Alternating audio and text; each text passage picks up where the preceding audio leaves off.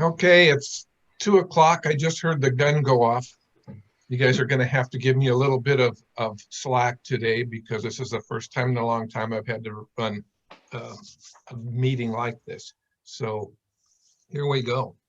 So roll call. I see Alec and Steve.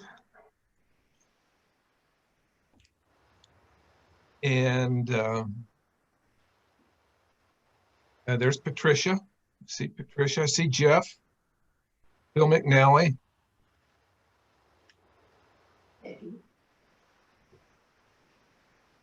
Helen.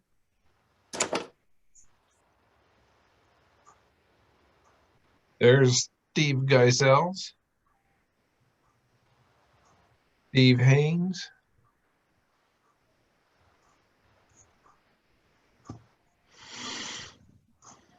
I don't see Joe yet. And let's see, is Nicole on?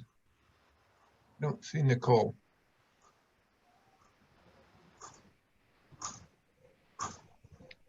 Okay, I guess, Debbie, do we have a quorum? Yes, you do, Doug. Okay, so you've all seen the agenda. Is there a motion to adopt the agenda?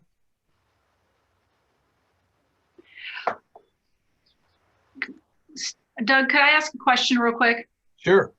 I have my executive director report and it's an update on IT services, but there may be voting necessary. And so may I ask that be moved to continuing business and voting as necessary as item F, please?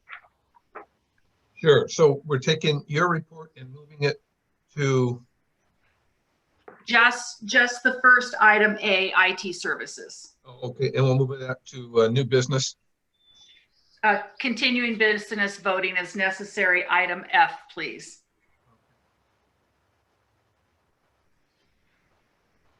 Okie doke. Thank you. And there's Joe. Okay.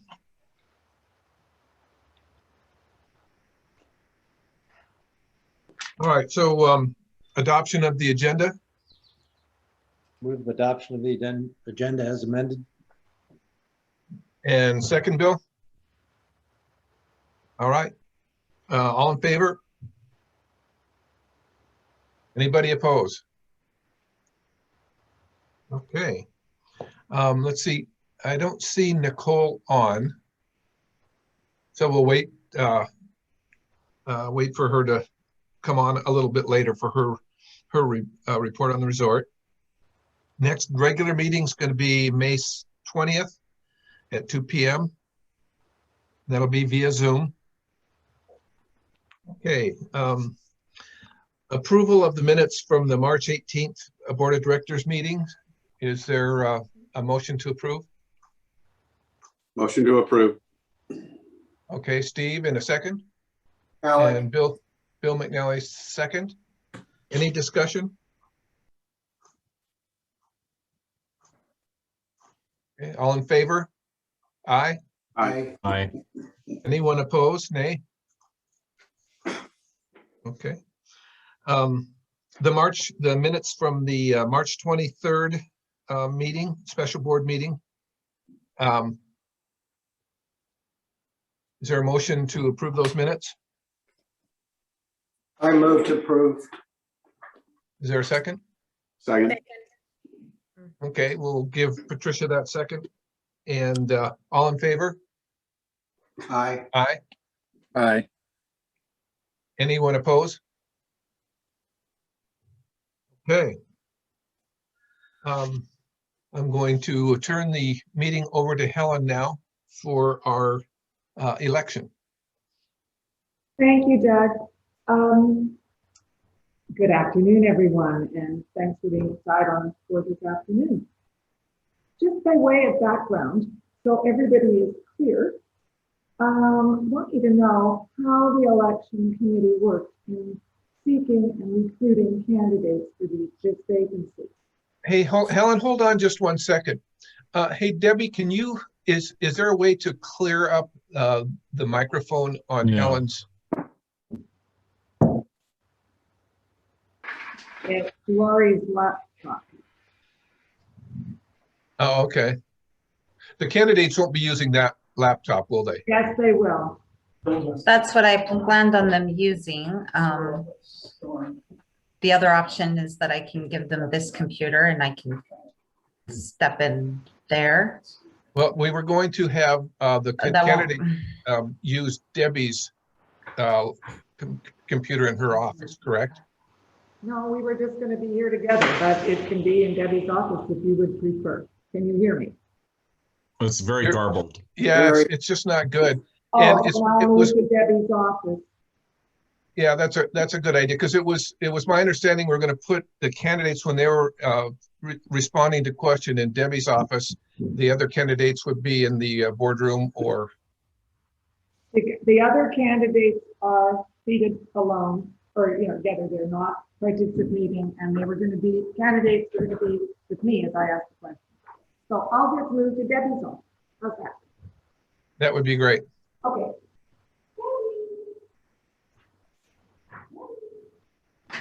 You want to come in here? I need to come in here. Okay, and so the candidates will be here too.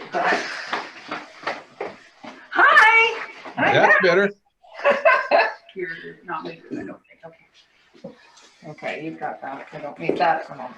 I have my watch. Okay. Okay, there we go. Nice chair. It's much nicer in here. Your voice is also a lot clearer. Oh, thank you, Joe. Okay, let's start again. Just by way of background, I want to make sure that everybody who is watching knows the work that the election committee has done in trying to recruit candidates. You've all seen the notices on the gates, and isn't it nice that they're down? Then we had all the announcements in SRA this week, in the semi-e-news. The board members were all asked to please think of people who you know who are experienced from your work around the community who might be interested in running. And then we sent a letter to all the presidents we could find of the neighborhood homeowners associations and said, hey, check the people in your community. We know you're all volunteers and want to participate. So we did as much of a canvas as we possibly could. And as you know from your meeting package, board members, 3 volunteers have stepped forward. Before you meet them, I would like to remind you, this is Lori's request. I believe she sent you an email. Don't open it yet, please. Wait until after the interview process, and that's the election runner email, and you will use that to cast your vote, which will then be counted, and Peggy Burton is our supervisor with Lori, who will be counting that.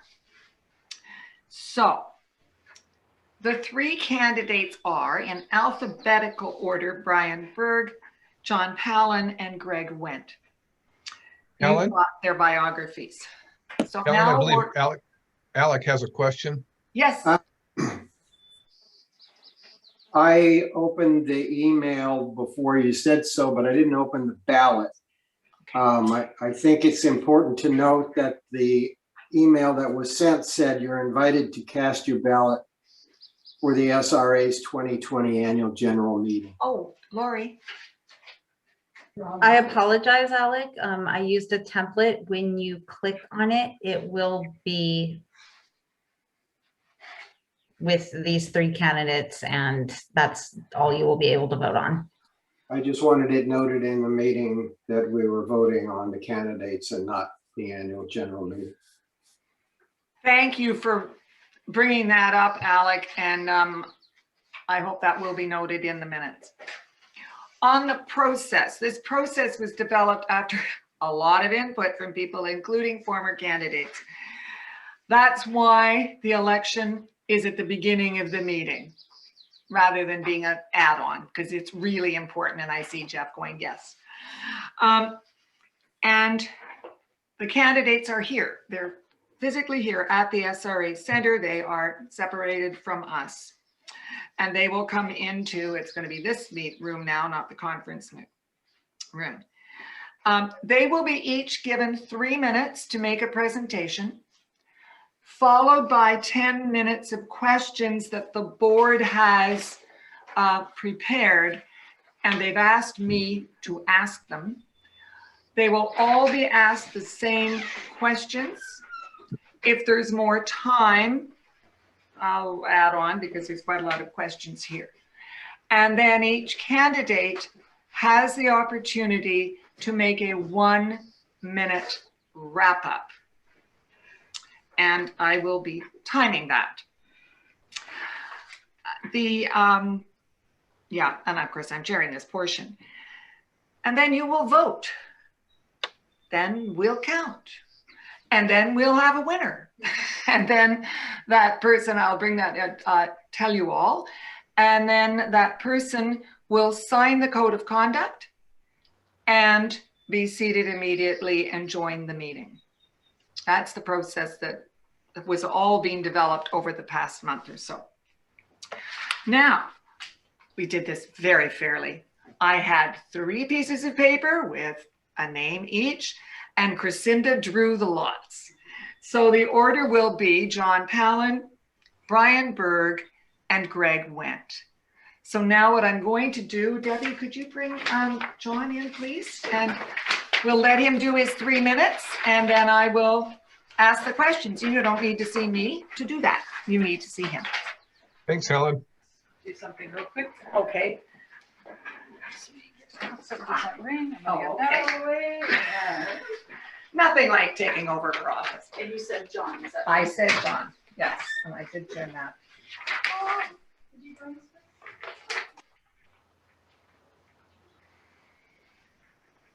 Hey, John, come on in. Here is your chair. Okay. Ready? Can I mask off? Yes, Mask on? you're vaccinated, right? Yes, I am. Oh, yeah, so me too. So Okay. mask can come off. Doesn't that feel good? For Okay. a moment? Perhaps the members of the board would like to just introduce themselves.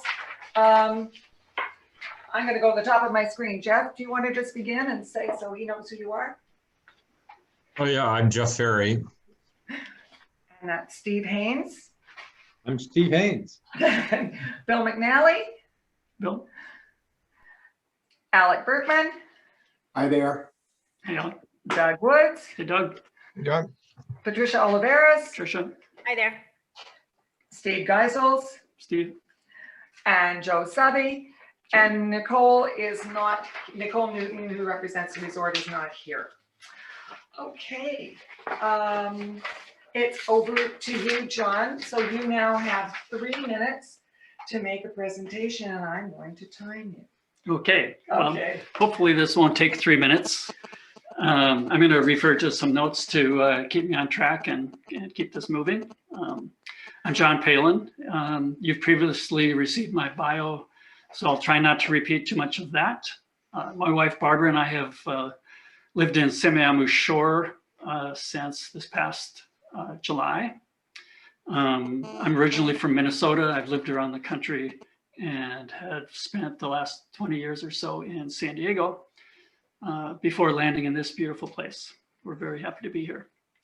I walk through the neighborhoods about 50 miles a week, and I've seen quite a bit of the greater SRA. And it's still fun every day. So I'll use my time to share what I see as my vision for SRA, namely a lean, efficient, well-run, cost-effective organization, laser focused on its core mission, financially secure with long-term budget stability and accurate capital forecasting, pushing neighborhood responsibilities and costs back to the neighborhood HOAs, with equitable dues aligned with services received across the various neighborhood HOAs. I mentioned the core mission of SRA. The board is off to a good start with establishing the vision, mission, and goal statements. At the same time, I'm also aware that there has been no community input or buy-in regarding these documents, nor have they been published or even distributed. As with most things SRA, the community wants to have input, and I'm no exception. I see many opportunities for improvement of these documents. For example, among the 5-year goals that are far more urgent than 5 years are having financial strength and community support of governance. That to me seems far more urgent than a 5-year sort of a goal. Having been through several decades of goal setting in my career, I've often seen goals be treated as kind of an inconvenient necessity or requirement, quickly forgotten after they're created. For me personally, a mission and goal statement have been key success factors in my career. And for SRA with community support, I would hope that these documents could be a clear roadmap and guide the board's direction and decisions at all times. So why choose me? There's currently no representation from a neighborhood down in the Spit where I live. I will bring an independent and thoughtful voice to the board, and my background and experience will help and be useful across many areas. So I want to thank Helen and the election committee and the board for giving me this chance. Thank you. Thank you, and that was perfectly timed. And now we get to some of the questions, John, and some of these are going to go into what you suggested already. Okay. So here's the question number 1, and this is 10 minutes. Why did you volunteer to run? And what do you want to see change? Yes, well, I've alluded a little bit of that. I've always felt that if you don't put some skin in the game, you really don't have a right to complain.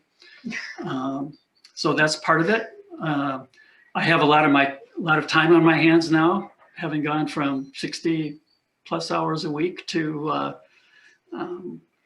not a whole lot going on. So I'm interested in continuous improvement in pretty much everything, and I see this as a chance to contribute to the well-being of the board and the greater organization. Specifically, I have a personal interest in alignment of the neighborhood HOAs with the SRA CC&Rs and establishing a more equitable due structure that reflects the services received in the amount of dues that are paid. Thank you. And you referred a little bit to your background, but what personal skills and professional expertise will you bring to the board? And how might those be advantageous to the SRA? Well, personal skills wise, in my career, I had a hard time early in my career describing what exactly my job was. And my wife would ask, and I finally just settled on, I'm the make it work guy. I find stuff that's broken and figure out how to fix it and make it better and better. And as I matured in my career and became a director, I actually ran my department as a small business and was very, very effective using goals and strategies to pretty much guide all the decision-making and everything. My personal alignment was, it was much better to use capital than human resources wherever possible, and was able to do far, far better than the industry standards for the kind of work I was doing with an extremely small and capable team. So what is your long-term vision for the SRA? Well, as I said, a lean, efficient, well-run organization, cost-effective, one that is more disappearing into the woodwork than being in my face every day. And I think if the board and SRA are laser focused on the core aspects of the mission, that's a good way to get it done. And you know, having a vision and mission statement and goals that are really aligned with what the board and SRA is meant to be, I think that should guide pretty much every decision. I cannot think of a decision the board would have to make that wouldn't be guided by that sort of philosophy in some respect. So what key problems do you see? Well, I think equity across the neighborhood HOAs is a big one for me personally. I walked through the little, the new neighborhood across Simiamu Parkway, Woodbury, I think it's called, picked up one of their flyers, and their number one selling point is, we are not part of SRA. You will not have to pay SRA dues. So that tells me that we need to do a lot better in having the membership understand the benefits of SRA and rebuild trust, which, you know, last time I interviewed, I said I believe that SRA is in crisis.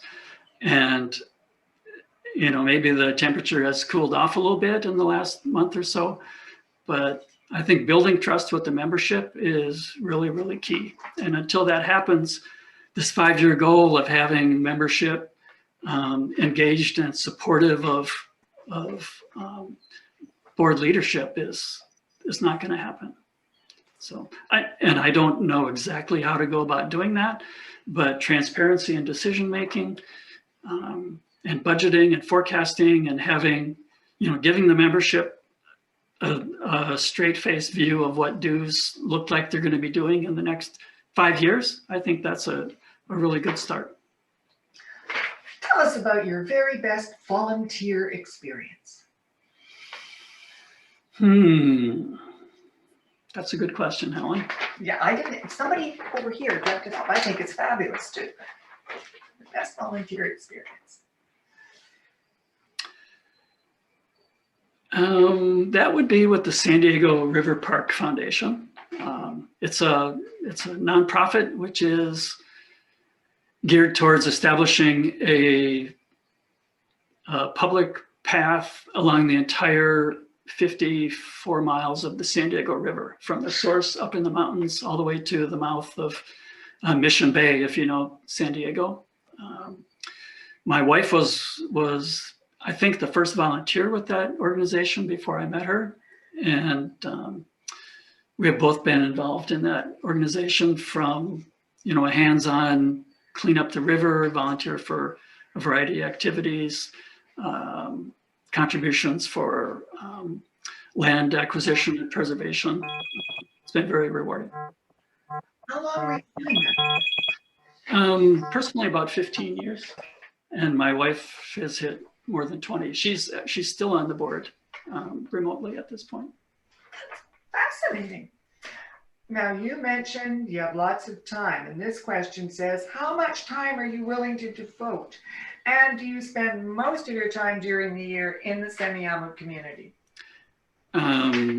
We are full-time residents and have not really traveled in the last year. You know, a little bit of travel is currently on the wish list, I would say. Like all of us. Yeah, probably like everyone. But I'm here full time. Our kids from Minneapolis are going to actually be joining us July. They're going to take Amtrak across the Empire Builder, and we'll pick them up in Bellingham in July and finally get to see them after a really long time. So that's good. You know, I would spend whatever time it takes on the board to do everything that seems worthwhile, I guess. I'll put that caveat on it. I think I would appreciate really well-run meetings that are predictable in length and focused on the agenda. And in between meetings, whatever work there is to be done. Is that what I hear you saying? Yeah, be it committees or other homework assignments or research or writing or organization, whatever would be needed. Doug, there are a couple of more minutes left in the 10. If you or any of the board have an additional question, but it then needs to be in the bank for the next candidate, or John can proceed with his 1-minute closer. Doug, over to you. Does any of the directors have any questions they'd like to ask John? Steve? Steve Haynes. Yeah, John, I'm interested in in your sense of needing to represent your neighborhood association, because when we join the board, we actually sign on the code of conduct that we're there to represent the entire community and not our specific neighborhood. So I'm a little confused about that. Well, you're absolutely right. The board represents all neighborhoods. On the other hand, I don't believe all neighborhoods are represented equally at this point. That's my personal opinion. So I think the needs and opinions of people on the spit need to be understood and heard. I believe that we're currently highly subsidizing pretty much all other neighborhoods in SRA. And personally, I believe there's an equity issue there that needs to be further understood, either so that I can go back and help my neighbors understand that, you know, we really are being assessed fairly and so forth, or work towards a more equitable sort of a dues and services situation. So I get what you're saying, and I would absolutely feel the need to represent all neighborhoods. Joe? Thank you. We're up at the 10. We've done our 10. Is that okay with everybody, to be fair to the other candidates? Yep. Okay. Thank you, John. All right. John, Thank you, he has everyone. one more minute. He has a 1 minute wrap. Here Well, you go. I've pretty much said everything I had to say. You know, I think the board has a lot on its shoulders in many respects, not just running the organization, but also trying to rebuild trust and the sense of you know, supported leadership from the greater community. And best of luck with that. It's a big job. Thank you. Thank you John. very much. Thank you very much, John. I shall go and get Brian.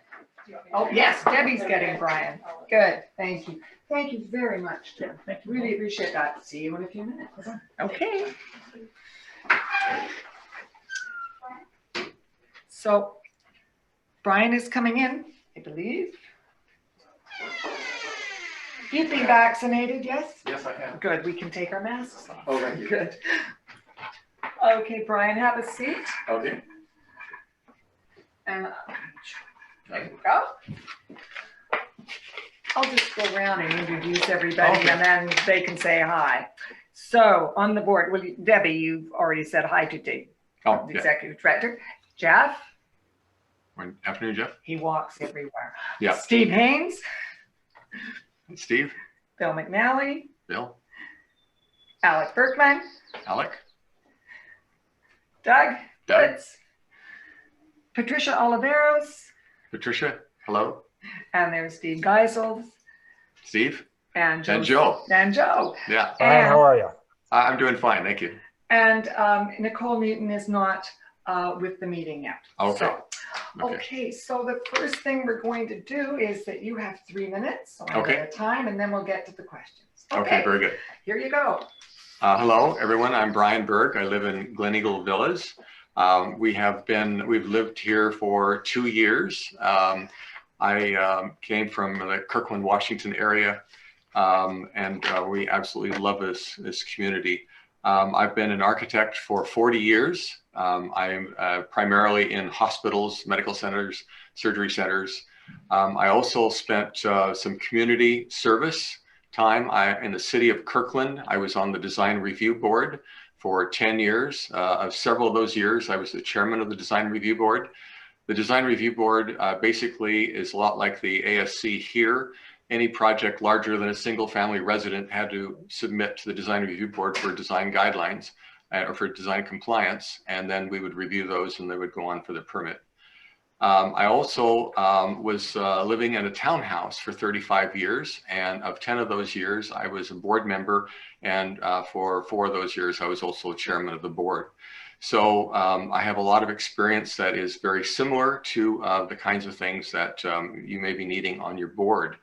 I wanted to say I appreciate the new direction of the board of gaining the respect of the community through better communication and through, I'm sorry, kind of nervous here, through transparency as well.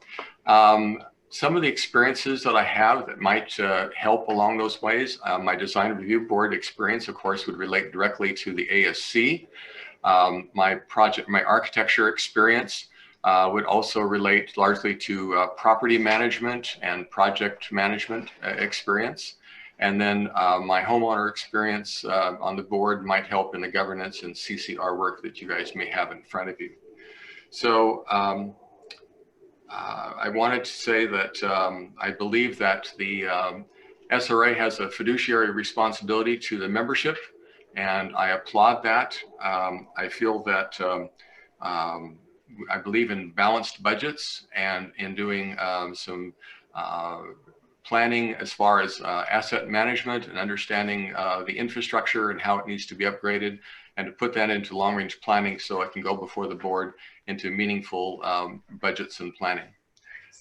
Semiahmoo is a special place for me, and I would like to, the reason I've been running for the board, I would like to give back to the community in any way that I can, and I appreciate the opportunity. Thank you. Thank you very much, Brian. And now the questions that the board have devised and I get to ask. Okay, very good. Okay, all right. All right. I'm going to set my clock. The first one is, you kind of answered a bit, but just elaborate. Sure. Why did you volunteer to run, and what do you want to see changed at the SRA? So I have some experiences, and my understanding is that this is a new board and you guys are filling a lot of positions. I wanted to be a support person or lead and guidance in any way that it was needed in any of these areas. But I wanted to give back to the community, and I think this might be, I believe I could do a good job on your board. You've also alluded to this, but you get to elaborate. Okay. What personal skills and professional expertise will you bring to the board, and how might those be advantageous? Okay, I think without being too redundant, I do believe that my architecture experience for property management and project management are directly applicable. I was a principal in one of the architectural firms. I helped build it from a small firm to over 100 people. I've been director of medical planning in large firms, which has given me, you know, it's an interesting comparison between doing a hospital and doing the SRA. There's 28 departments in a hospital. There are 28 homeowner associations. Each homeowner association is kind of like a department. They're all special, they're all unique, but they all have common things. They all have infrastructure. I understand that. I have an engineering background. So I think that those kinds of things are directly applicable. I think that my homeowner association experience would fit in very well with what you guys are looking for. You're looking for a team member, and I can provide that. And I think that the design review guidelines things that I did with the city of Kirkland, you might find of help and interest there too. Thank you. What is your long-term vision for the SRA? Long-term vision. Yeah. What do you think it should be? I think that there's a lot of duplication between the individual homeowner associations and the SRA. And I would like to think that there could be some simplification or maybe some lean thinking a little bit so that there's not duplication in CC&Rs. Maybe there's one set of CCRs and everybody else has house rules or something like that. I think that I have a lot of friends who've gone through the ASC and they tell me stories that they wish it could be more simplified or more streamlined, and they get a little frustrated. So maybe there's some ways that could be, you know, less confrontational or less, it'd be an easier process. Those are some of my thoughts on the SRA. So what are the key problems that you believe the board needs to deal with? Well, I think the first one, which is out there, is getting the trust of the membership. I think that there has been some fear in the community that because the budgets haven't been balanced, that there's an imminent chance that there's going to be assessments. And no one wants assessments, especially if they could be avoided. So I think that the first thing that the community would like to know is that they're being heard, that we are responsible, and we can create a balanced budget, and that we don't have to come back to them for extra fees or for any assessments. I think that's my goal, and I think that's the immediate thing that we need to do. Now here you could have some fun with this one. Okay. What's your best volunteer experience? Oh, well, actually, believe it or not, I've had some interesting ones. I did enjoy with the Design Review Board. One I haven't mentioned, I was honored to represent the state of Washington to help develop the Washington State Healthcare Guidelines, which are the building codes for hospitals in 1989. Governor Dixie Lee Ray put me on that board. I was the only architect. There were a bunch of doctors and epidemiologists and experts that were there. I worked with them for about 8 months, and then we developed a whole new set of healthcare guidelines. They're no longer in use right now because the nation put together one for the entire country. So ours was good for about 3 years, but it was fun. It was an interesting experience. Trailblazer. Yeah, it was. Now, how much time are you willing to devote to the SRA? Yeah. And do you spend most of your time during the year in the Semiahmoo community? I do spend most of my time in the Semiahmoo community. That's right, where we are. About 6 weeks, 8 weeks of the year, we go south to Palm Desert. But the rest of the time I'm up here. I'm sorry, what was the first part of the question? How much time are you willing to devote? Oh, the time, yeah. I think it could take 3 or 4 hours a week, I'm hoping. Mm-hmm. And then of course, whatever time it takes for the meeting you're having right now. Okay, the monthly meeting. That's usually about trying to be 2 hours. Is that right?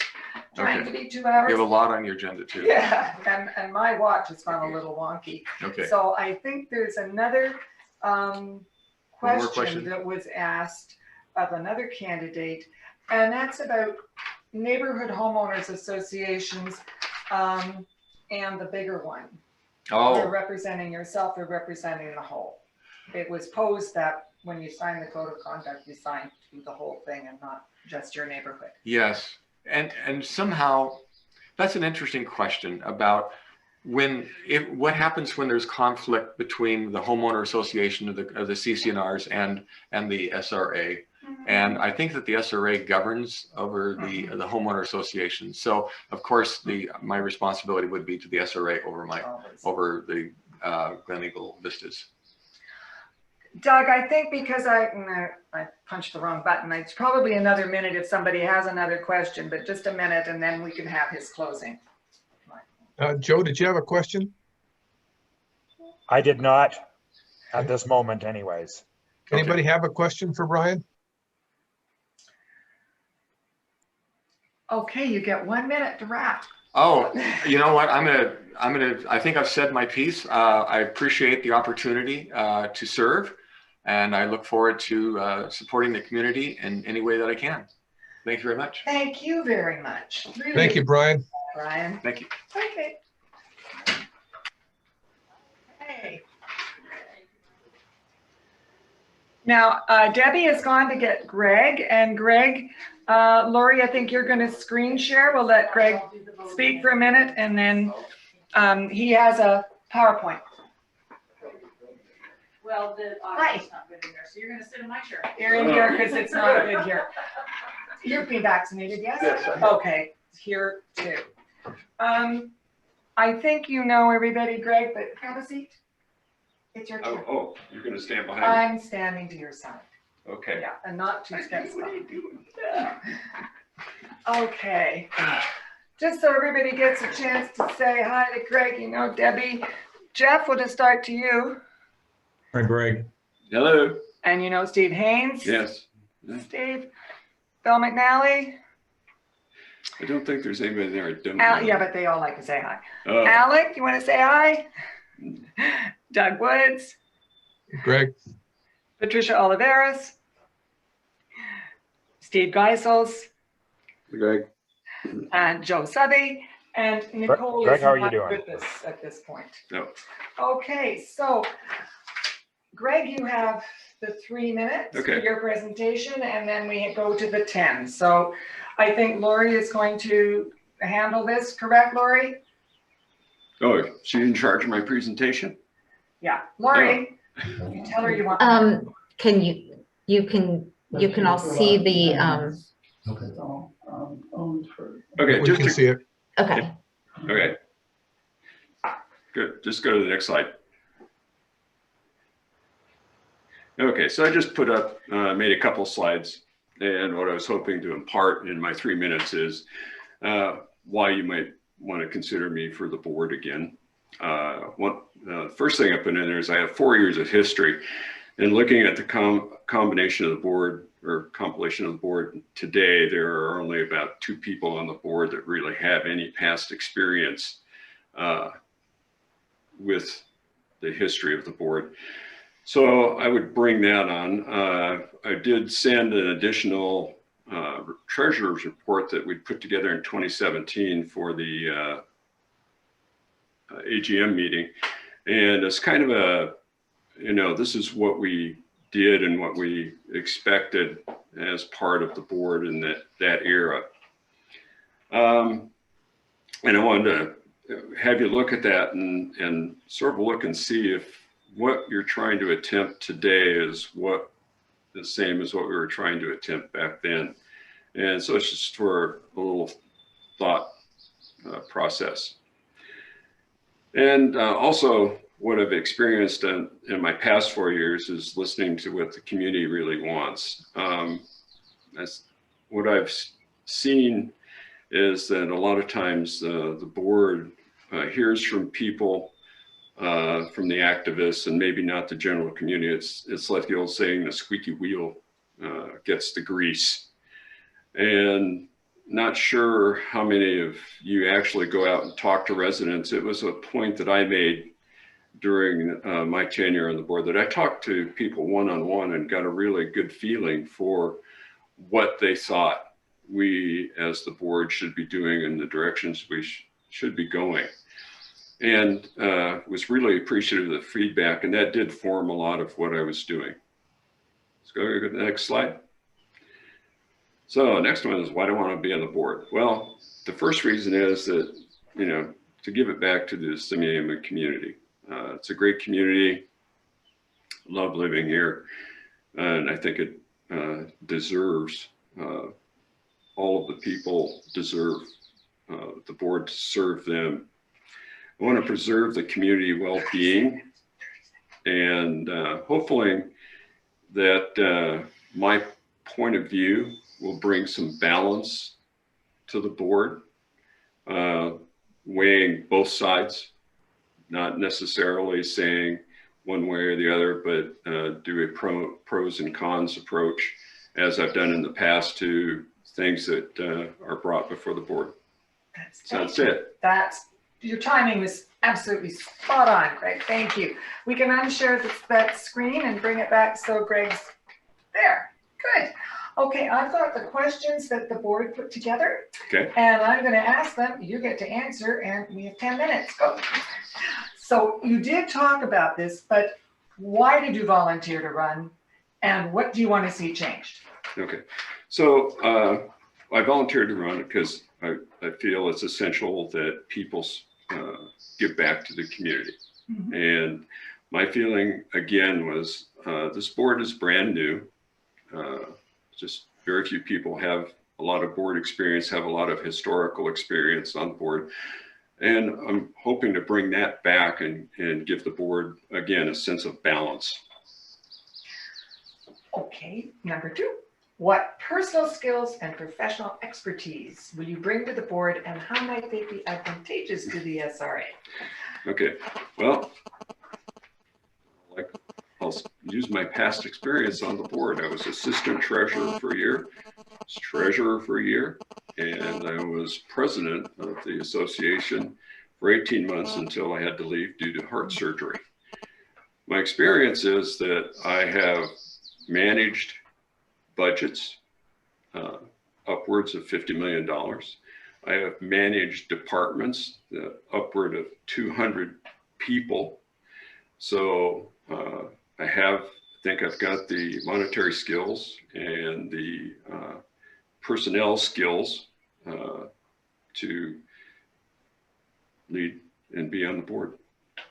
So what is your long-term vision for the SRA? Your vision? My long-term vision for the SRA is that we have a welcoming community.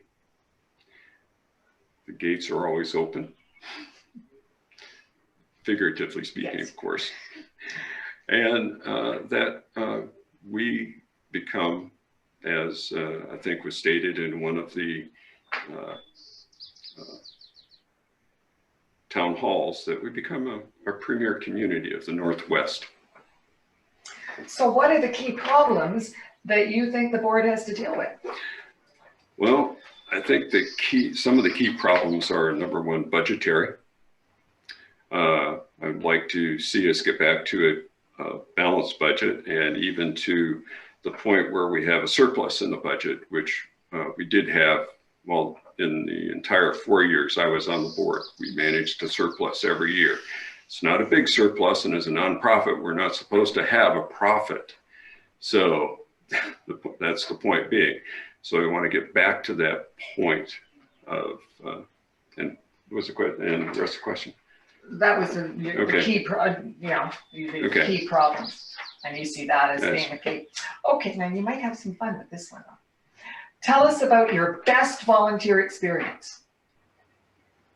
My best volunteer experience? Yeah, that's a good question. I like it. I haven't thought it up, but it's great. Okay. Oh, let's see. I could go back a long way, or I could do. It's a cool question, isn't it? Yeah, it is. I'm trying to think. Probably when I was racing bicycles.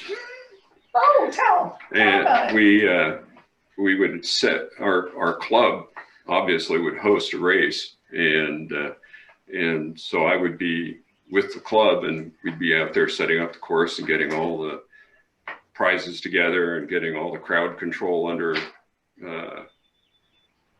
all the crowd control done. So for me, that was the highlight of my experience when I was racing bicycles. Oh, that's neat. That is really a fun thing. Now, how much time are you willing to devote to the SRA? And do you spend most of your time in the semi-AMA community? Yeah. So I will devote as much time as is required. I can't say that, it's 10%. I know when I was on the board, I was operating upwards of sometimes 20, 30 hours a week or more. So I think that I'm perfectly willing. And if I were afraid of doing that again, I certainly wouldn't be here. Now, this question has about neighborhoods and the SRA, and it's not just hierarchy or anything, but you sign the code of conduct, it's for the whole community. And how do you balance that with the needs to represent your area, your neighborhood within the SRA? Well, number one, the neighborhood HOAs haven't been brought up very much. I know the board has talked about having to garner the support to get the NHOAs going. I know that there was specifically in SAG 1 and 2, there was a disagreement between the SRA and the NHOA, which doesn't really exist, but we had volunteers, and the board decided that those volunteers weren't properly elected, and they said, okay, so you can't do this. So there's, I think, if we're going to organize NHOAs, we ought to do it in a manner in which we gather support from the neighborhoods, as opposed to telling them what they have to do. Thank you. Now, there are some minutes left. Doug, are there any other questions that members of the board would like to ask? Joe?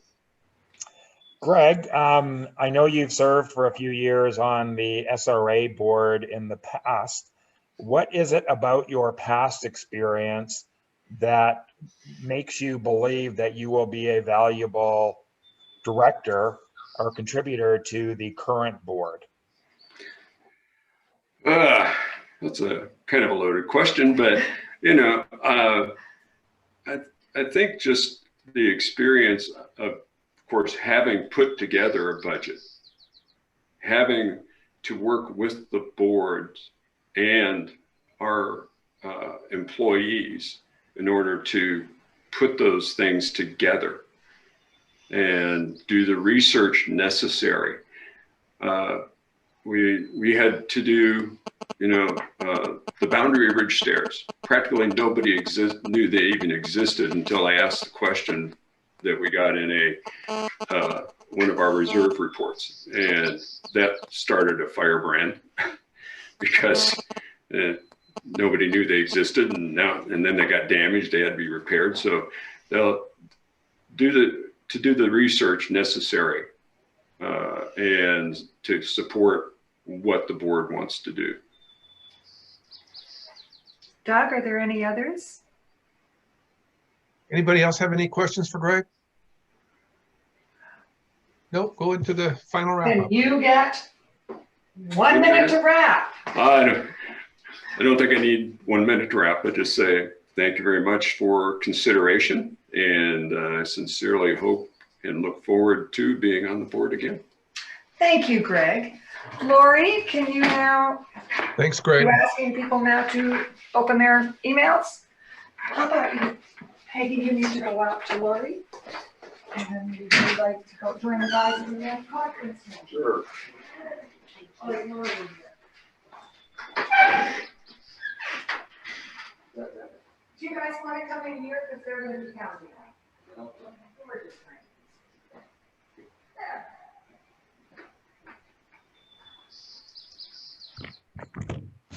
Yeah. Sure, thanks. Right down.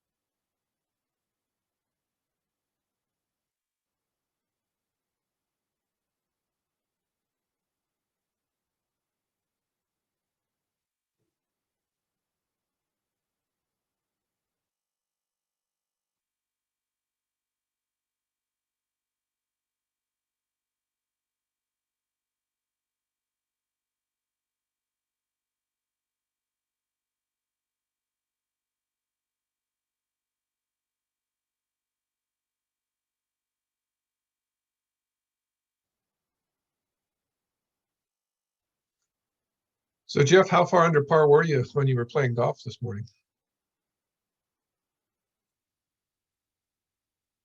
Stop agitating. I did get 2 birdies though. That's great.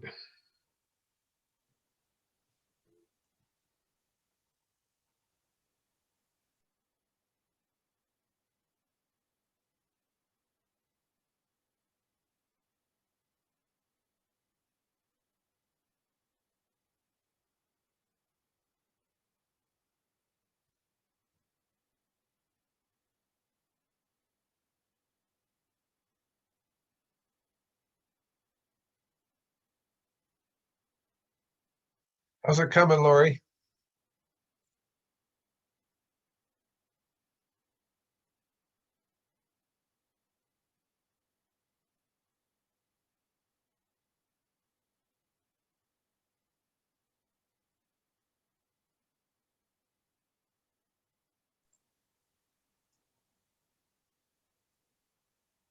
Do you have votes from everyone yet, or is there still something coming?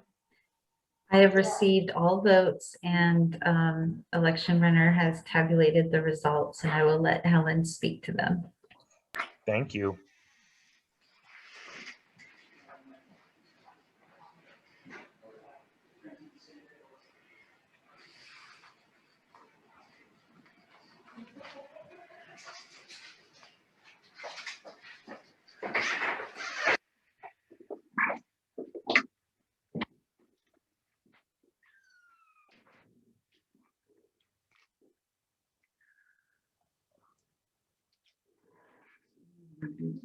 The winner is. Where am I? Oh, there I am. I disappeared, so I was confused. The successful candidate is John Palin, and I will ask him to sign the code of conduct, and then he may join the meeting. And could you please, I would invite a motion to destroy the ballots, please. Seconded. Alec and Joe. Motion's been presented. All in favor? Aye. Aye. Anyone opposed? Great. Okay, we're gonna go into a 30-minute open forum for anybody that wants to have input to the board, provide information. Let's see. Helen, can you hear me? She's actually talking with the candidates. Okay. Let's see, who'd like to be our sergeant at arms for this? Patricia That may- has volunteered to do that. Who has? Patricia? Yes. Oh, great. Patricia, can you just give a very high level, quick overview of the rules? Sure. So as usual, we are just going to be having people, if you could please just have any questions or so, please use the chat. Lori will be giving us everybody the chance to do it. Thank you very much. We always urge the participation from everybody. So just wrap up, we have as usual 10 rules, but everybody, if you are new to this, please just follow them. They're just pretty much very simple. So the SRA members will sign up in advance to speak to any topic they choose related to the association and community business. The sign up period will begin 10 minutes prior of the meeting, start time. Normally it's around 1:50. As the meeting will be conducted via Zoom, please submit your name and address in the public chat window. The association secretary will then be tasked the responsibility for the list. You do not have to state what you want to talk about it. Just sign your name. Members will speak in order in which they signed the list. The presiding board officers will make an announcement prior to the call to order. Does anybody else wish to sign in to speak? Only association members who have signed up to speak will be allowed to address the board. Other members who want to offer rebuttal to or speak to the issue presented by the members are entitled to sign up and address the board at the next meeting. Members will be given a limited number of minutes to speak, with a minimum of 1 and a maximum of 3 minutes, depending on the number of members signing up to speak or any given night or day. They will not be interrupted by the board members or other in the audience who either agree or disagree with what they are saying. The member speaking is making a presentation. He or she is not conducting a discussion or a debate. A speaker seeking a longer period of time can ask if someone else who has signed up to speak will yell his or her time to the speaker so he or she can continue. However, at no time will any member be allowed to use more than 6 minutes to speak. The board presidents or other designated board members will keep a stopwatch and alert the speakers when they have 30 seconds remaining to speak. At the conclusion of the presentation, if the member is speaking from a written statement, he or she may submit his or her written statement to the secretary to assist with its inclusions in the board's minutes. The written statement must be identical to what was verbally presented to the board. No additional material may be submitted. After a member speaks, board members can ask questions of the member for clarification purposes only. The presiding officer will then thank the member for his or her presentation and will move on to the next speaker. The open forum will be limited to 30 minutes to allow the board time to complete its business. And finally, personal attacks on board members or fellow associations members are strongly discouraged. Profanity will not be allowed under any circumstances.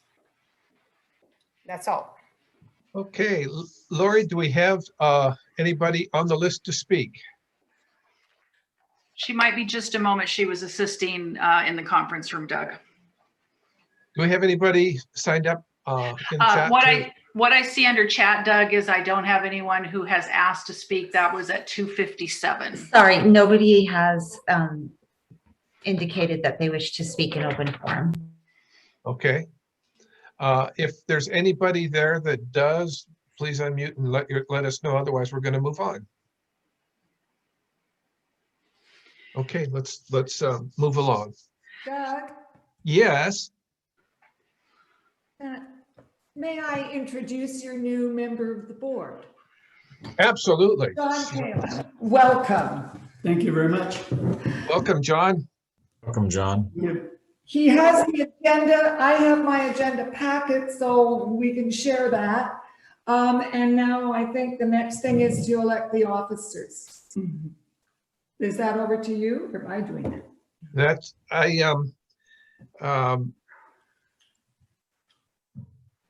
I think what we need to do right now is open the floor, and I'd like to take nominations for president first. And I would love for someone to step up and be president. Steve. Yeah, I nominate Doug Woods to be president of the SRA. I second his nomination. Are there any other nominations? That's why they call him Lucky Doug. Oh, man. Okay. I guess I have to ask the question. All in favor, say aye. Aye. Aye. All those opposed, say nay. Nay. Oh, well. And the one not voting. The other opening that we have is for vice president. Are there any nominations for vice president? Alec. Where'd you go, Alec? Push the wrong button. Oops. Well, if there are. Did I Alec, pop out or did you hear? You popped out. I nominated Jeff Ferry for vice president. Is there a second for that? Second. Second. All in favor of Jeff Berry for vice president, say aye. Aye. Aye. Aye. Aye. Anyone oppose? Terrific. Welcome, Jeff. Congratulations. Hopefully the same thing doesn't happen to you that happened to me. Just All stay right. where you are. Oh, man. Where are we here? We have an opening for a chairman of the, no, we don't. That's right. We don't have that right now. I think that's everything. Do we have all of our chairmen in order? I think we do, don't we? Who is chair of communications? Alec is chair of communications. I resigned as chair of communications, so you need. Oh, that's correct. So we do need a chairman of the Communications Committee. Are there any nominations for that role? Anyone like to volunteer for that role?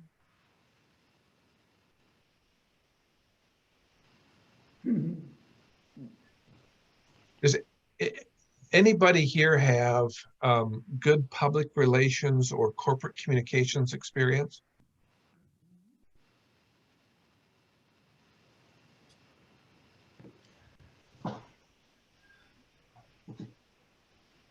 Helen?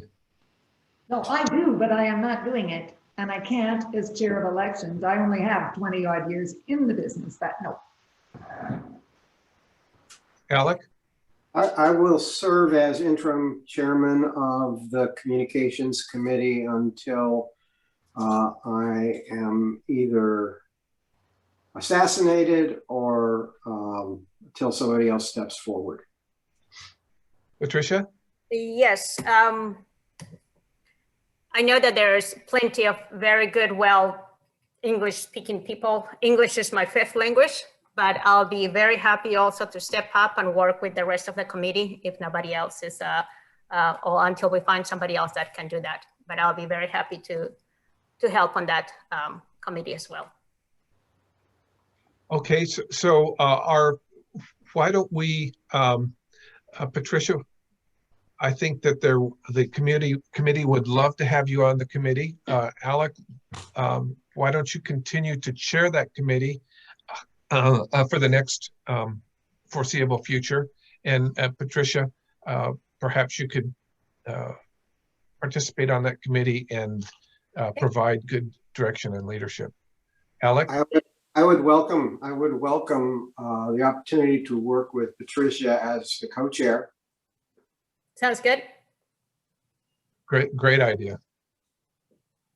Is there a need to vote on the appointments or chairmans, committee chairs? Then by acclamation, we'll just say that it's done. So Patricia and Alec are co-chairs of the Communication Committee. Terrific, thank you.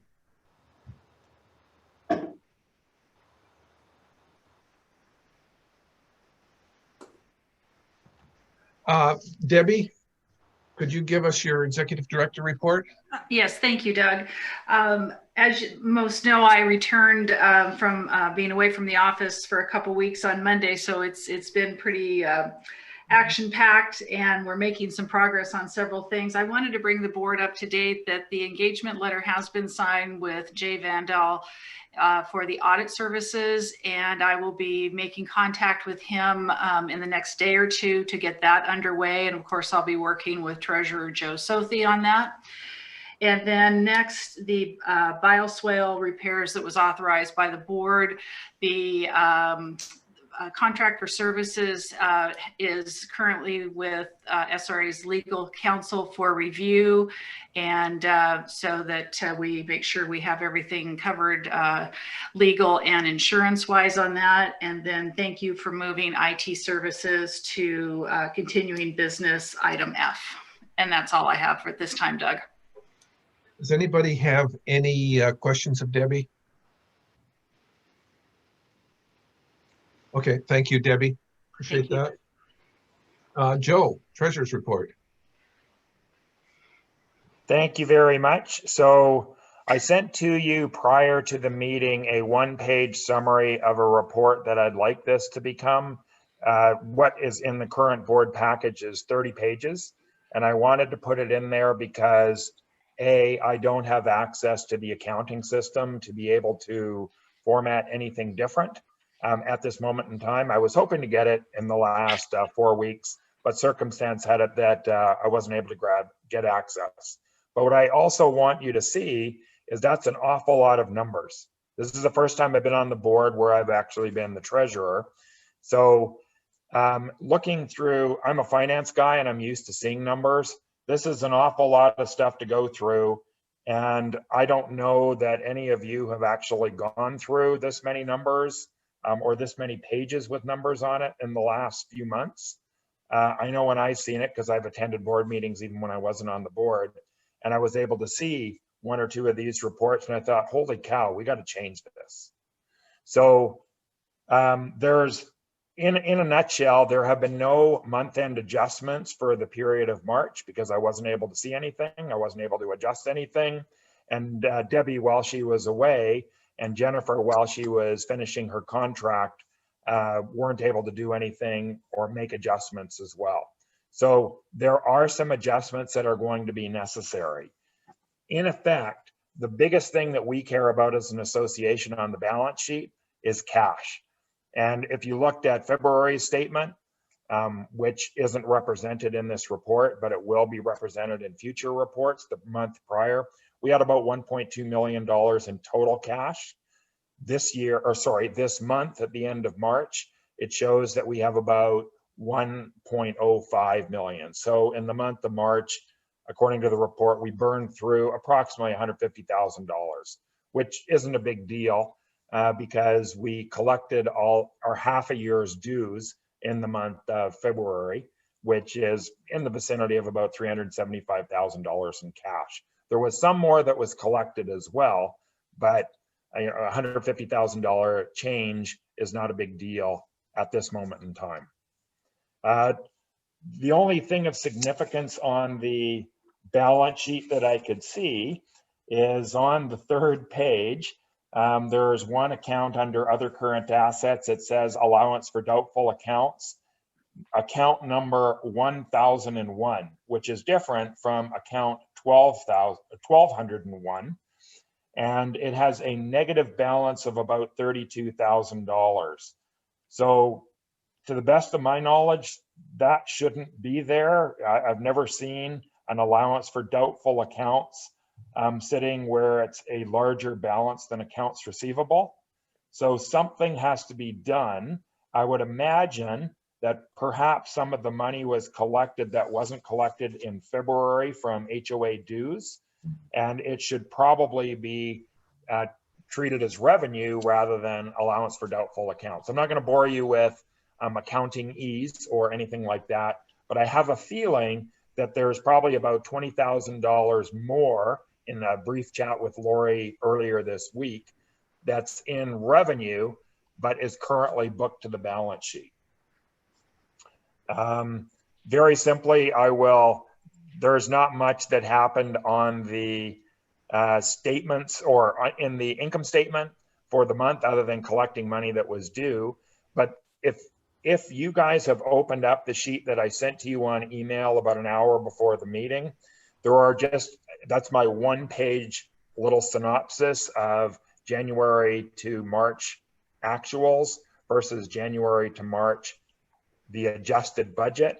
There's a few things which probably need to be adjusted. The only items of significance, other than I already said about the ops dues, the community expense is over for the 3 months by about $9 grand. I don't actually believe it is. I think in the month of March, there was a large insurance bill that was received in the amount of just over $20,000. Normally that would be put on the balance sheet as prepaid insurance, and then you amortize it through the income statement over 12 months, assuming that the policy is for 12 months. And I would bet that that hasn't happened yet. When I get access to the books, that will change and it'll be the right amount. In the ASC account, it shows that in the 3 months we were over by about 15 grand. The thing that's interesting to me, when the spending plan was adjusted, I believe it was done by Jennifer, there was $21,000 approximately added to the plan for ASC assistance in Q1. However, it doesn't seem as though that $21,000 was actually added in the plan only in Q1. It appears as though it was added throughout the year, but we incurred it all in Q1.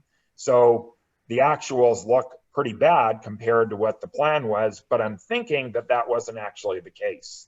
I think we're okay. And then the other deviation of any significance in professional fees, there were $8,800 or over $8,000 recorded in a land use consultant in the first couple of months, of which there was no budget for it. I am going to determine if there is actually a budget for that land use consultant later in the year to see if it was a timing difference. But at this moment in time, I'm not exactly aware. Other than that, it looks okay as to be expected.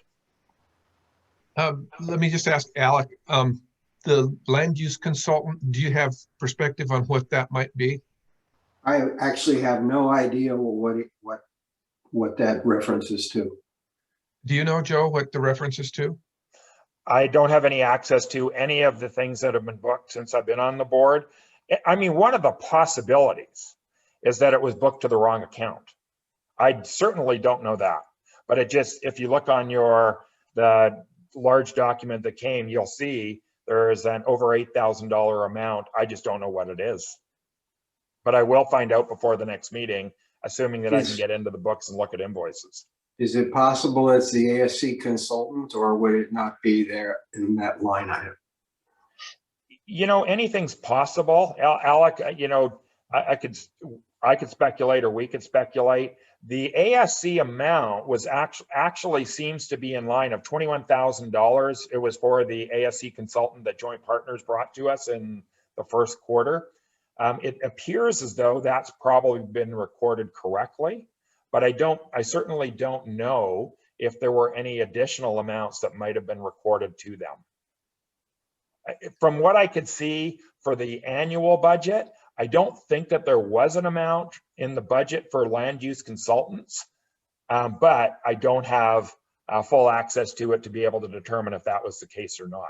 And if something happened and there was $8,800 for that, well, Alec, maybe it's it's Jake Lee. Well, yeah, it could be. It could be. Maybe, I don't know. That's what I'm thinking. It is Jake Lee. Yeah, I don't know why that line item is labeled like that. I mean, the work that he's doing is actually foundational to the Neighborhood Homeowners Association white paper. And I believe that both Dr. Haynes and Doug Woods have reviewed his draft report and are expecting a final report from Jake, all of which ties to county maps and individual properties. And the only reason I'm saying maybe, because in emails earlier today and yesterday, I came up to a couple of $4,000 amounts that were done for Jake in the last couple of months. So that's why I'm speculating only that maybe it's him. Yeah. I think it is. I just think it's inappropriate to call him a land use consultant. And I certainly don't know how it was booked. I haven't booked. One of the things I'm going to be doing, and I'll chat about this in a minute, I'm going to be handling some of the consulting or supervising some of the, sorry, not consulting, accounting for the SRA or for the next couple of months, so that I can understand what type of skill level we need in order to do accounts payable, record all the revenues appropriately, the bank. We've got a bank meeting next week. So over the next little while, I will be significantly engaged in transactional accounting, and I expect you to ask me, and I should be able to answer the type of questions that you're answering or asking me right now, because that'll be my responsibility for the next few months. And Joe, just a kind of a dumb question. Have you had a chance to look at where we think we'll be able to minimize the $113,000 operational loss that we're anticipating for the year? So a couple of areas that were in the budget. The most evident one relates to a $53,400 budget item that was from April through the end of December. It's $5,900 a month for accounting services. It's currently listed under professional fees. My role is going to be to nibble away at savings every single month. But when it is determined what skill level we need, then I'm imagining in a couple of months, we might be able to get somebody, a consultant, maybe it's an employee, probably towards a consultant, but we'll find out. That'll be more like part-time, 10 to 20 hours a week tops, you know, maybe in the range of 50 hours a month.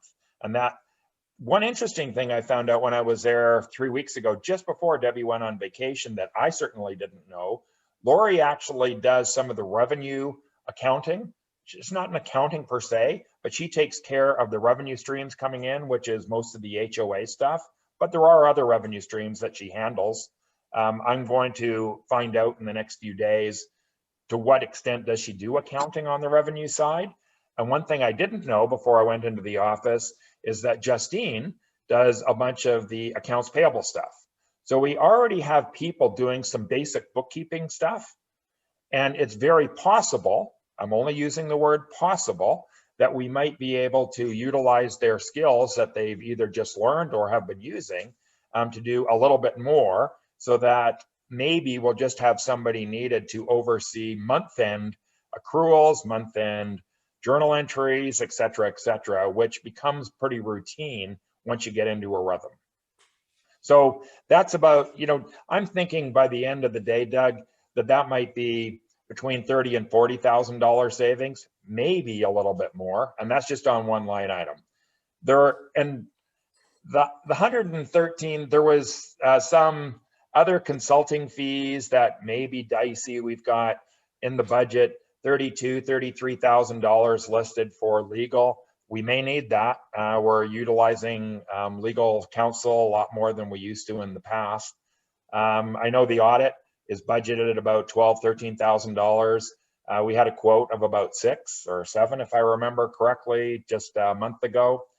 There's going to be some offsets. I know in the budget were some salary differences. I believe I don't think we have a fourth maintenance person yet, do we? I should know that. We have 3 and Bruce as the director. Oh, okay. Because one of the things that I did see is that the salaries for maintenance is down quite a bit from what was put in the budget, and I'm not sure why. So I have to look and see how things were posted. So maybe everything's fine, but it just hasn't been posted properly. I have confidence that we're going to be able to save probably at least $75,000. I just don't know where yet. Alec? I'm quite comfortable with that 75,000. It could be more. And just so it's on the radar screen, there is a draft request for proposal for bookkeeping / accounting services for the balance of the year. And obviously it will be less than the line item that was in the spending plan. Will also be less than we anticipated because April's already gone and Joe's filling in. So I would think that 53,000 could easily go down below 20,000 for the balance of the year. But that draft is around somewhere, and I hope we don't lose it. Oh no, I have it. It was sent by Kurt. I do have it. Yeah, it's ready to go, I think. So I think that the community will be happy to see the focus on identifying places where we'll be able to minimize that initial projected loss, which was, I think, projected fairly significantly higher than it will end up being. So that's I think that's the message. To that point, Doug, one of the things I'm hoping to do is what you've received in that 30-page document is you've got actuals year to date against budget year to date. Mm-hmm. What has not been done, at least last year and this year that I could see, is a forecast for at these meetings of what the spending and frankly the whole P&L is going to be to the end of the year. My goal, assuming I can get some good information sooner rather than later, is by the time we get to the next meeting, is I will have a draft for April's actuals. Of course, March's will be adjusted to whatever they are appropriately. And then I am going to attempt to do some forecasting forward so that the months of May through December in 2021 will have a different forecast than what they're currently sitting at right now, which is the plan number. So hopefully when I'm talking about the treasurer's report, I'm not going to be talking just about the actuals for a couple of months to date. It's going to be, here's the view of the year. If I can't do that, then I've failed, and I don't want to fail.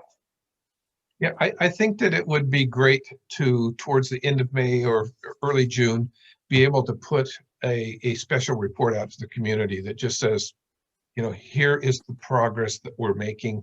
Here's where we anticipate it to be, so that there is message out there that we're focused on it and we're working on it. I think that's a really good idea, because right around that time, maybe a month later, we're going to be looking at 2022 budgets that were, or draft budgets or thoughts that are being thrown out to the community for their thoughts as well. At that point, we'll move to our committee reports. Joe, anything further on the finance committee side? I have had a couple hold of, on a second, Debbie. Oh, Joe, do you want to finish your thought there and then I'll go? Oh, no, Debbie, you go ahead. Okay, thank you. Doug, I had asked to move an item from my report to continuing business, and it does relate to the budget. And I didn't know if you wanted to talk about that now while we're talking budget savings and such, or if you want me to wait until that item got where it was moved to. Are you talking about the IT services? Yes, I am. Why don't we just wait and put it under new business? Thank you. So last month regarding the finance committee, we added one more person, Karen Swanson, to the finance committee. So now officially we have a quorum. Prior to that, we wouldn't have had a quorum. And I've reached out to her. I had a chat with her, and I had a chat with Tom Lampy, who is the other member, continuing member. And we are going to get together next week. I don't have a meeting set up, and we're going to discuss priorities. We're going to visit what the priorities have been in the last couple of months that were brought forward to the board earlier this year. And we're going to see if they might think about being adjusted, or whether there are some things that need to be added, or possibly even one or two things that may have been accomplished and we can say that they've been completed. And once I meet with them, then we will, the cadence of the finance committee is that we need to get financials printed for a month. And then we as the finance committee meet, discuss the financials, discuss stuff, and then recommend to bring it forward to the board. So we will have a formal finance committee meeting within a week of the next board meeting, which I believe is May 20th. So sometime between the 13th and the 16th, I think is a Monday, we will have a meeting and we'll bring forward the next bunch of stuff, but we will have a chat, a working session, I believe we call it, before then. That's all my information on the finance committee at this moment. Great. Anybody have any questions for Joe? Okay, Steve, you want to give us an update on ASC?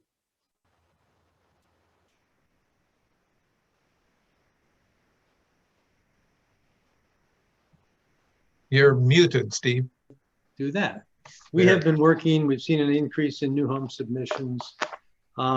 Today we bring our draft of the charter for the ASC forward for the board to review and potentially approve. There are a couple of comments on the document.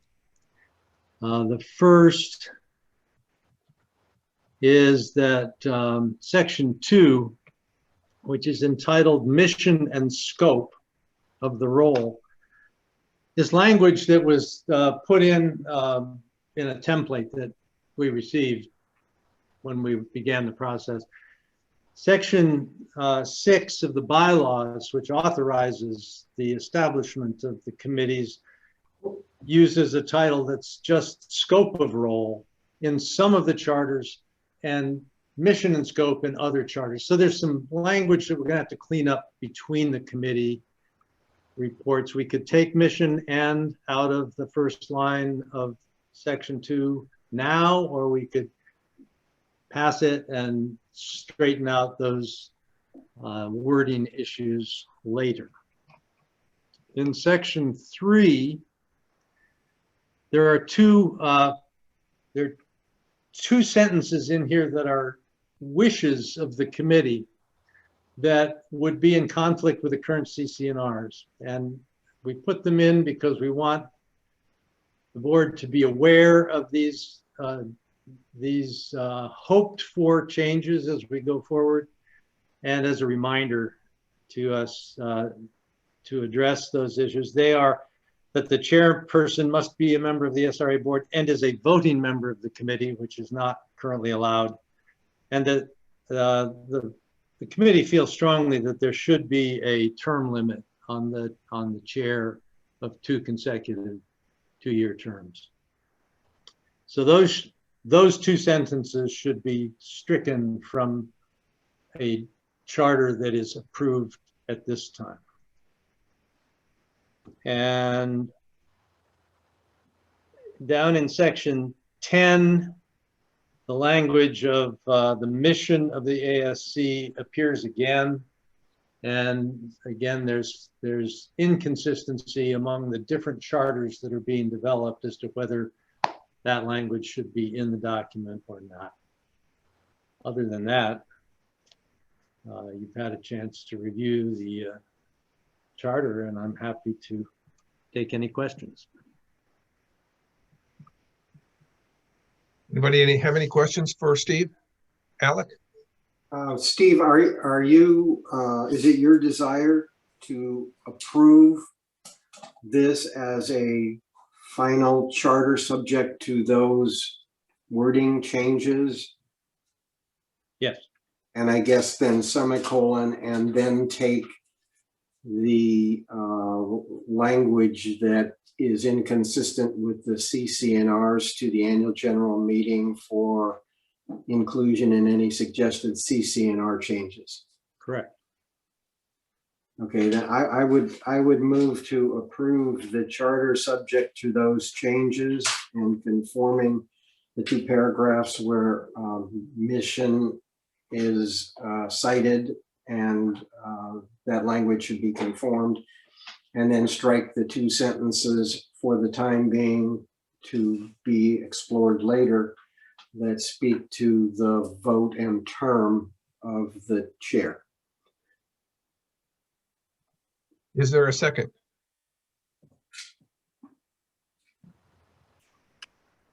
I'll second. Okay, Steve. It's been moved and seconded. It's open for discussion. Debbie? Thank you, Doug.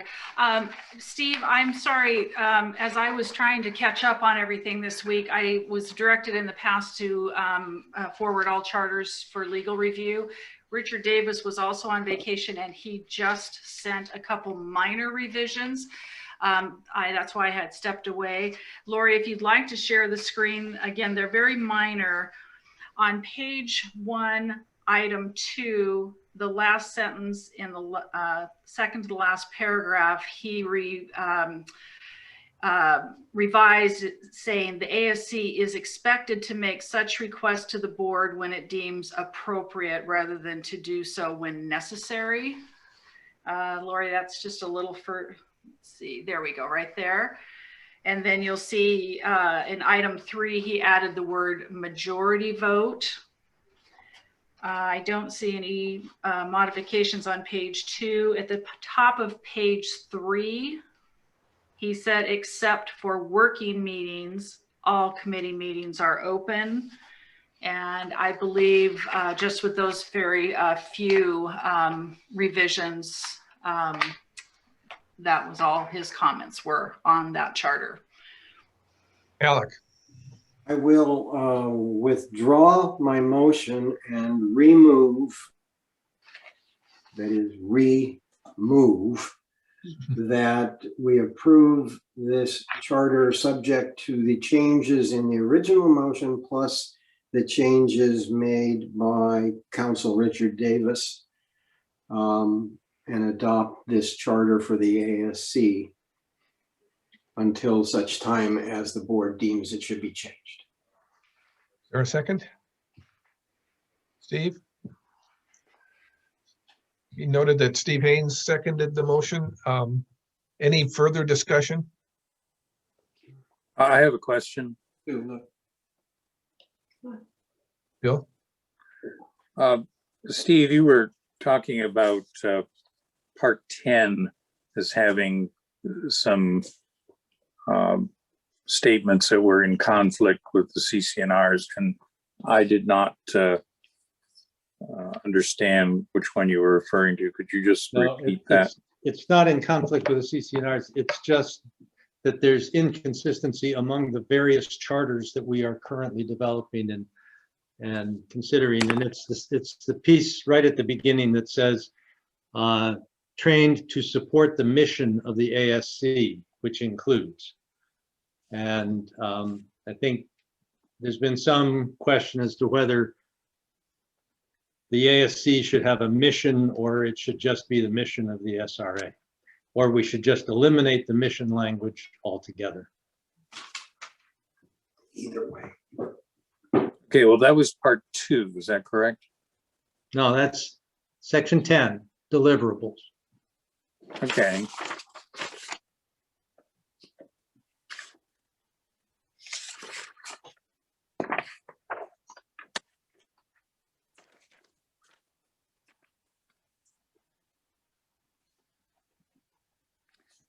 Oh, and what you're suggesting is the word mission of the ASC? That has been brought into question. Okay, and what would you replace it with? I like it, actually. Okay, so what you're suggesting is that we be aware that we may need to change that particular section in a future update. I think it's likely that when all the charters are done, there will need to be some cleanup to assure that there is consistency among the charters in the general language of the charters, and consistency between sections, the sections in section 6 of the bylaws. There are 3 sections in the bylaws that really should be identical to what's in the charters. They're general language that is saying the same thing. And we'll need to clean that up. But until all the charters are done, it's probably premature to worry about it. Okay, I understand your point. Thank you. Jeff?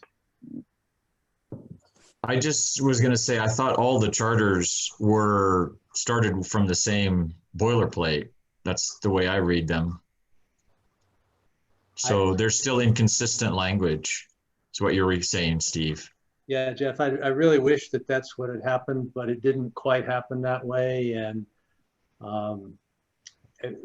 we just need to fix it when we can look at them all together and just line them up and fix those bits of language. I don't think any of the language actually goes to the function of the committees or what they will actually do, but you know, it's one of those niceties about legal language that we should be careful about.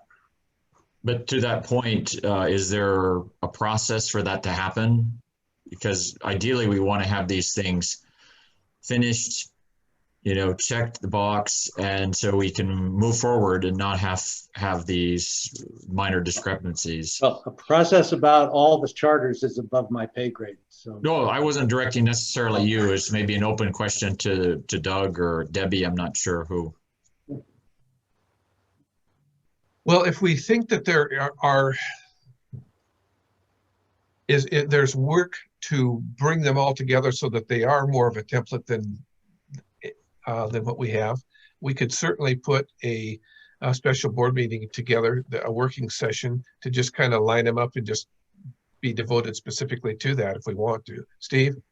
I think it's much simpler than that. I don't think that these kind of changes, whether it says mission and scope or scope, is not something that we need to bring the entire board together for a separate meeting to take care of. They're essentially wording language issues that, if they're all the same, we can approve those language changes pretty easily, I think. Ellen? Thank you, Doug. Why not just have all the charters as they're developed run by the governance committee and just let them take a look at what the consistencies are? It seems to me it's government.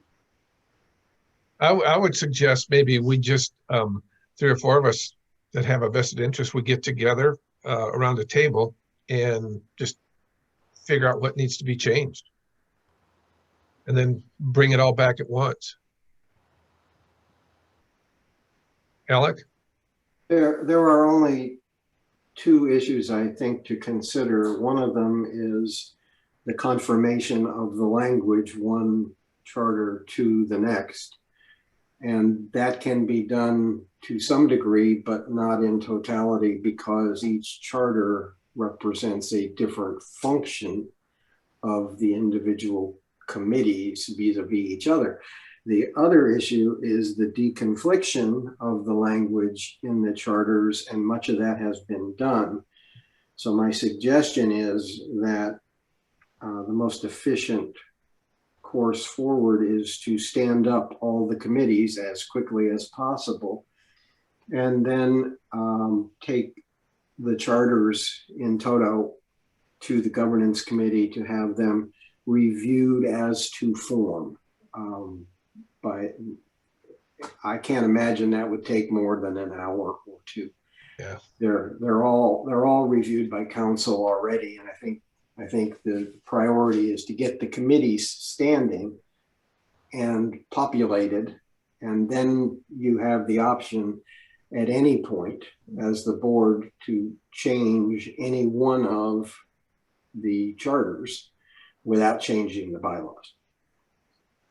that sounds reasonable to me. So is there any more discussion on Alec's motion?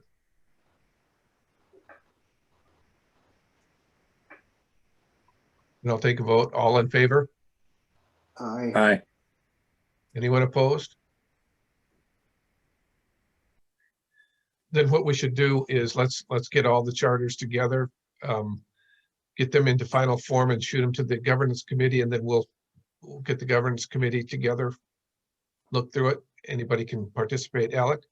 I believe you have 2 more charter, or actually, Bill, your draft is done, correct? That's correct. There's some fine tuning. Okay, so Bill. My plan is to have it available for the next board meeting. Okay, so that would take care of maintenance, and then the other 2 outstanding are, I believe, safety and security has been started in draft, and then the environment committee, I don't believe has been touched yet. So, and that's actually, Alec, there's a draft for that as well. For the environment? Yes, I have. Okay. I'm working with Jennifer on that. Okay, good. Then those would be the remaining ones as I see it, and I believe we get those up and standing, and then we take them all and have the governance committee review them as to form. It's like a good plan. Anything else on AFC, Steve? Well, we'll do our enforcement action recommendations in executive session. Okay. Helen, anything more for the elections committee? Yes, surprise. You have a written report that I submitted on behalf of the elections committee. The first item was, of course, electing a new director. We've been really, really lazy this past week. We've had this. Then there's been the whole review of the Washington state law.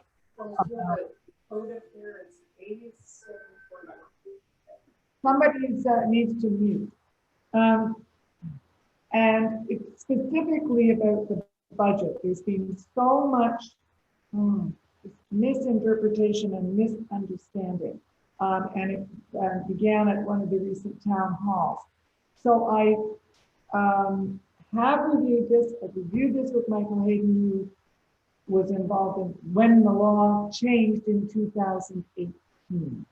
And we have followed the law concerning all those votes for 3 election cycles.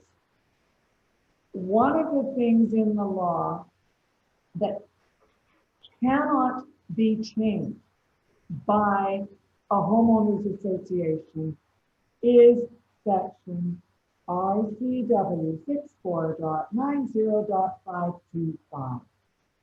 It cannot be changed by our CCNRs. It is above the CCNRs. And it cannot be changed. People say, well, it was not in line with our CCNRs. But the CCNRs don't count on that. It is the budget under the law. I've written the law in here, but it means essentially that unless 50% plus 1 of all eligible votes, that's all accessible units, vote to defeat the budget, it is wrong. It is different from all other votes cast. It is a percentage of all available votes. This was discussed back in 2018. Mike called together some people who had experience in this and on SRA, etc. And they looked at the whole law changes, which the SRA did not have to adopt. This one, there was no choice at all. And, you know, you never find out until somebody doesn't like a result, but we have been following the same thing. What the elections committee is proposing and planning is that we will have on ballots that will say, because this is true, for a quorum to be present, 34% of all accessible units have to vote. Members entitled to vote. Then there will be a statement on the budget that says RCW 90.525, 90525. And then when there are CCNR changes